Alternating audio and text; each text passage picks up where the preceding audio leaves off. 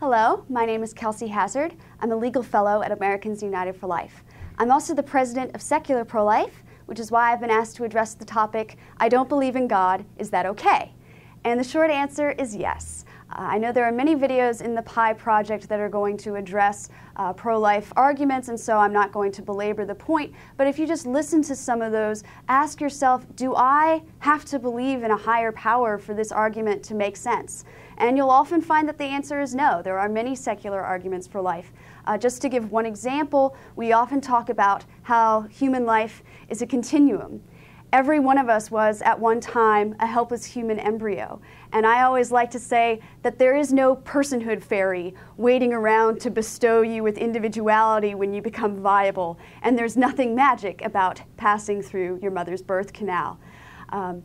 That being said, I certainly won't deny that atheists are a minority in the pro-life movement. They're a minority nationally as well, of course. But if you look at some of the polling that's been done, no more than 20% of atheists currently identify themselves as pro-life.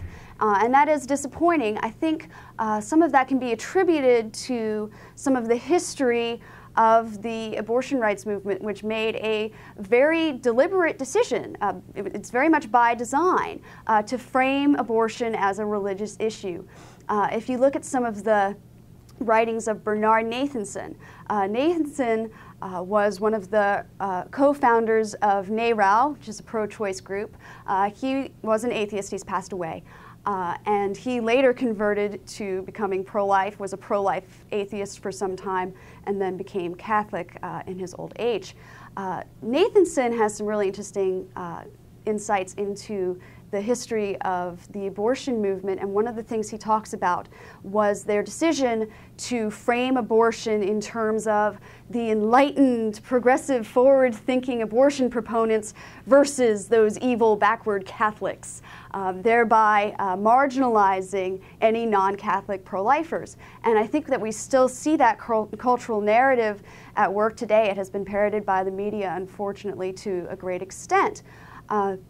But you can't keep the truth bottled up forever. I don't want to end on a pessimistic note. We are seeing things starting to change. Pro-life leaders often like to talk about how the current generation of college and high school age students are the most pro-life generation since Roe v. Wade. And that is true.